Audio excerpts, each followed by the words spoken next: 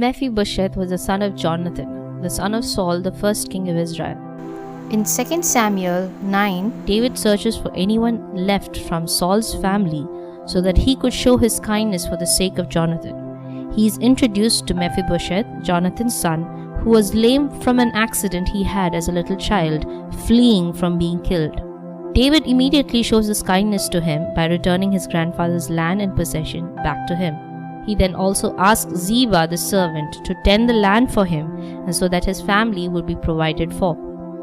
David then invites Mephibosheth to dine at the king's table for the rest of his life, just like the king's son. In the beginning of chapter 16, we see a twist in the story of Mephibosheth.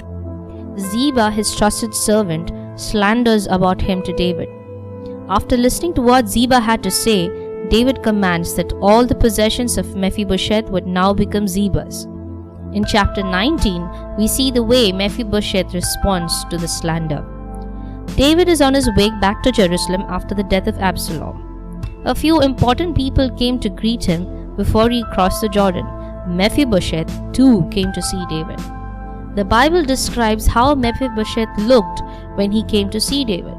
In verse 24, he had not taken care of his feet or trimmed his mustache or washed his clothes from the day the king left until the day he returned safely.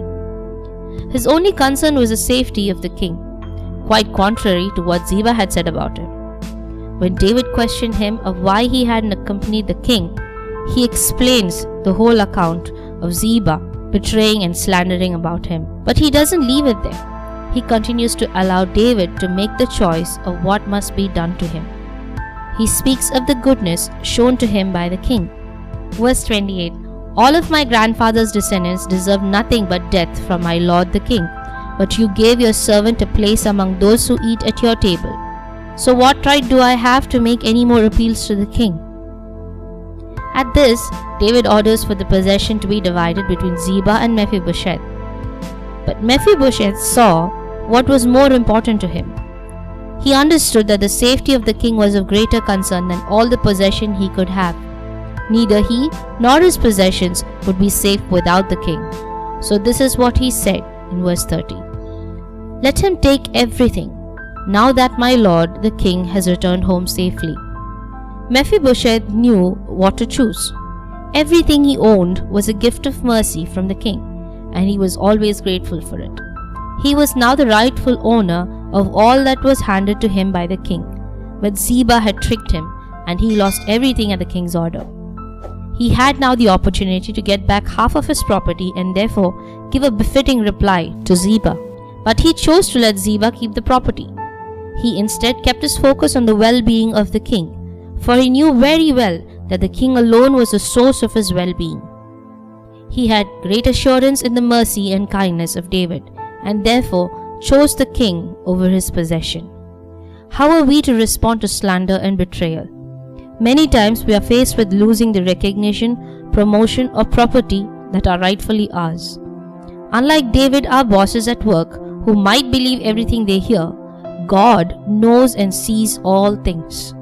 Like Mephibosheth, we must clarify if the opportunity is given or if it is necessary, and be able to make the right choices. Many times we might not be given an opportunity to regain our lost reputation or promotion. We must learn to trust God and choose Him above everything that we can desire. When we look at the life of Jesus, He died a death He didn't deserve. He was insulted and His clothes were stripped away. He was lashed and called a criminal. False witnesses were brought against Him. He was rightfully the Son of the Most Holy God, and here He was suffering in one of the most inhuman ways at that time. But what did He choose? He chose to obey His Father's will. He prayed to forgive those who were hurting Him. He endured the cross, and as we see in Hebrews 12:2, is now seated at the right hand of the throne of God. God knows and sees our struggles, even when we face betrayal and slander. But He puts before us a beautiful opportunity to choose Him over anything that might be rightfully ours, because it is only by His mercy we have what we have today.